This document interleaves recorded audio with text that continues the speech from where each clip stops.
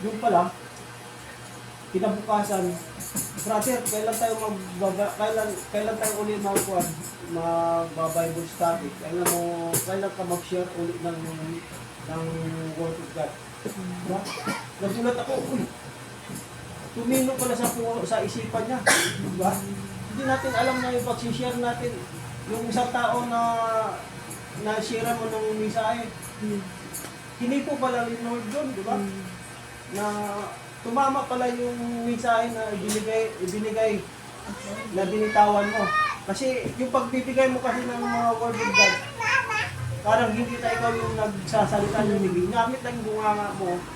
Ginamit lang ang bunganga mo na maging instrumento na magbigkas ka ng mga mensahe para doon sa mga taong nakikinig na dapat na bigyan mo ng mensahe.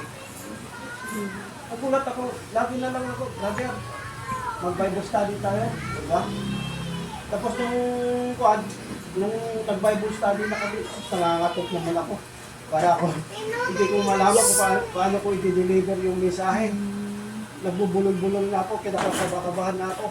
Tapos, nung hindi pa natapos, tinawag na ako, brother, sa bridge, dahil magtitimon na ako. sabi ko na nagtawag sa akin yung Miss Boy, taga-Buhol din. Sabihin mo kay Kapitan na tapusin na namin yung Bible study. So, pagdating pa sa bridge, sa taas, sabi na, hindi mo ako tinawag, brother, dapat kasama ako. O, di ba? Yun yung blessing ni Lord. Hindi ko akalain na yung Kapitan pala namin. Gusto rin makinig na rin sa Lord. Di ba? Yun yung naka-amaze sa buhay natin na, yun din pala, gusto rin pala makinig ng Word of God. Diba? Yun yung nakaka-amaze sa buhay natin. Kahit na tayo nagkakasala, wala naman kasing taong perfecto sa buhay natin na magkakamali tayo at magkakamali. Maliban lang si Lord. Yan talaga ang perfecto sa buhay. Kaya wala siyang katulad. Tapos yung linggo, ako na hinahanap. Magba-Bible study. Minsan, sinubok din ako nung parang inadlangan ako ng Bible study. Dahil tinatamot-tamot ako. Pero pagka ako alas 4, facing ako, wala na sila. Sa pasina lang siya na ako. Na napaligtaan ko na nag-antay pala kayo dyan.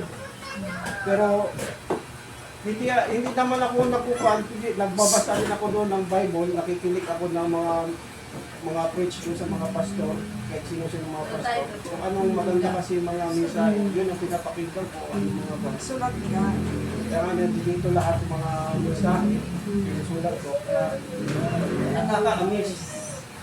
Yun mo, kapitan, chiefmate, mga official, makaka-alvelo mo. Tapos isang maliit lang, isang AV na nagkukuha, nagsishare ng Word of God. Diba? Ganun yung kumilo si Lord. Diba, nakita mo yung patutodo ni Pastor Stephen, diba? Sabi niya, mga kausap daw niya, mga CEO. Tapos siya, ordinaryong tao lang. Diba? Kung paano gagamitin yung maliit na tao, diba? Akalain mo ba naman, ordinaryong tao lang siya. Yun naman sinasabi niya eh. Yung kaharap niya, mga matataas na posisyon, samantalang siya, ordinaryong tao lang. Bakit siya pang inaantay, marami nag-antay sa kanya, mga doktor, yung mga posisyon. Ginagamit siya ni Lord sa buhay natin. Ngayon natin sa pagkakataon, bilay, malay ko yung bilay, pagdating ng panahon. Huwag mong hayaan bilay na